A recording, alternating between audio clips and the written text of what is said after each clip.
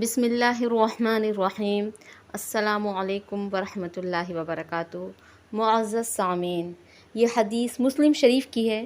مسلم شریف میں یہ لکھا ہے کہ ابن شماسہ کہتے ہیں کہ ہم لوگ حضرت عمرو بن عاص کے پاس حاضر ہو گئے۔ ان کا آخری وقت تھا، ان کا انتقال ہو رہا تھا۔ حضرت عمرو اس وقت بہت دیر تک روتے رہے۔ اس کے بعد اپنے اسلام لانے کا قصہ سنایا اور فرمانے لگے کہ جب اللہ جل شانہ نے میرے دل میں اسلام لانے کا جذبہ پیدا کر دیا تو میں حضور اقدس صلی اللہ علیہ وسلم کی خدمت میں حاضر ہوا اور حاضر ہو کر عرض کیا کہ بیعت کے لیے ہاتھ دے دیجئے، میں مسلمان ہوتا ہوں۔ حضور اقدس صلی اللہ علیہ وسلم نے اپنا دست مبارک پھیلایا تو میں نے اپنا ہاتھ کھینچ لیا۔ حضور اقدس صلی اللہ علیہ وسلم نے فرمایا، یہ کیا ہے؟ عرض کیا، حضور پہلے میں ایک شرط کرنا چاہتا ہوں، وہ یہ ہے کہ اللہ جل شانہ میرے پچھلے تمام گناہ معاف کر دیں گے۔ حضور اقدس صلی اللہ علیہ وسلم نے فرمایا، عمرو تمہیں یہ بات معلوم نہیں کہ اسلام ان سب گناہوں کو ختم کر دیتا ہے جو کفر کی حالت میں کیے گئے ہوں، اور ہجرت ان سب لغزشوں کو ختم کر دیتی ہے جو ہجرت سے پہلے کی گئی ہوں، اور حج ان سب قصوروں کا خاتمہ کر دیتا ہے جو حج سے پہلے کیے گئے ہوں۔ حدیث کے مطابق یہ بات بہت ہی قابل غور ہے کہ ایک کسی کا حق ہوتا ہے اور ایک اس کا گناہ۔ حج وغیرہ سے گناہ تو معاف ہو جاتے ہیں مگر حقوق معاف نہیں ہوتے۔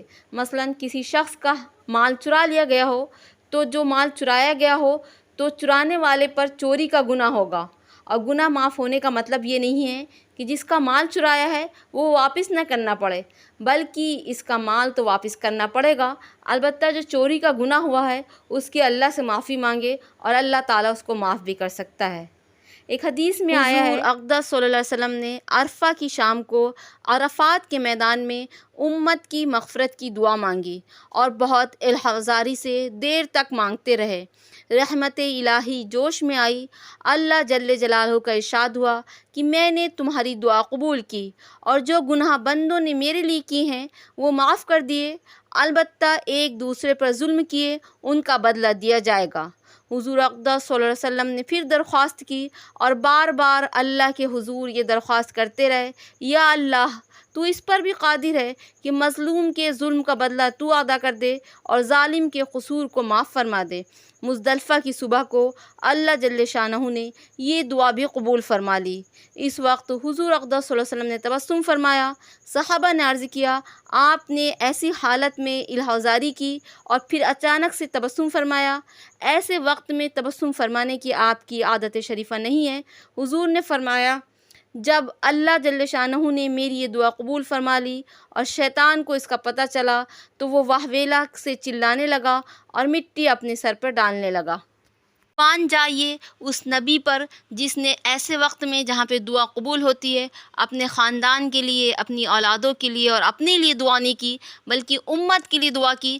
عرفہ کے میدان میں جو دعا قبولیت کا وقت ہے اس وقت نبی اکرم صلی اللہ علیہ وسلم نے اپنی امت کے گناہ گاروں کو دعا میں رکھا، ان گناہ گاروں کے لیے جو آپس میں لڑتے جھگڑتے ہیں، ایک دوسرے کے حق کو ضائع کرتے ہیں، ایک دوسرے سے مار پیٹ کرتے ہیں اور گالم گلوچ کرتے ہیں۔ ان کی بخشش کی فکر نبی کو تھی کہ ان کی بخشش کیسے ہوگی، ان کی مغفرت کیسے ہوگی، اور اللہ کی رحمت جوش میں آئی۔ نبی کی الحذاری تھی، نبی کا رونا تھا، اللہ کی رحمت تھی۔ اللہ چاہے تو ظالم کے ظلم کو معاف کر دے اور مظلوم کی مدد کرے۔ میدان حشر میں جب نفسی نفسی کا عالم ہوگا اس وقت صرف اللہ سبحانہ و تعالیٰ کی مشیت پر اور اللہ سبحانہ و تعالیٰ کے ارادے پر ہی مغفرت اور بخشش ہوگی۔ اللہ سبحانہ و تعالیٰ چاہے تو بڑے سے بڑے گناہ گار کو اس کی ایک نیکی کے بدلے میں اس کی مغفرت فرما دے، اس کی بخشش فرما دے، اور اگر اللہ سبحانہ و تعالیٰ چاہے تو بڑے سے بڑے عبادت گزار کو اس کے ایک گناہ کے بدلے میں پکڑ لے۔ نبی اکرم صلی اللہ علیہ وسلم نے فرمایا، کوئی بھی اللہ کی رحمت کے بغیر جنت میں داخل نہیں ہوگا۔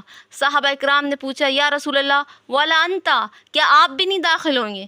نبی اکرم صلی اللہ علیہ وسلم نے فرمایا ولا انا۔ اس لیے میرے عزیزو، صبح اور شام اٹھتے بیٹھتے اس وقت جس وقت دعا کی قبولیت کا وقت ہو، اللہ سبحانہ و تعالیٰ سے اپنی مغفرت، بخشش اور رحمت کا سوال کرتے رہنا چاہیے کہ اللہ سبحانہ و تعالیٰ اپنی رحمت سے چاہے تو سب کو معاف فرما دے۔ علینا الا البلاغ، والسلام علیکم ورحمۃ اللہ وبرکاتہ۔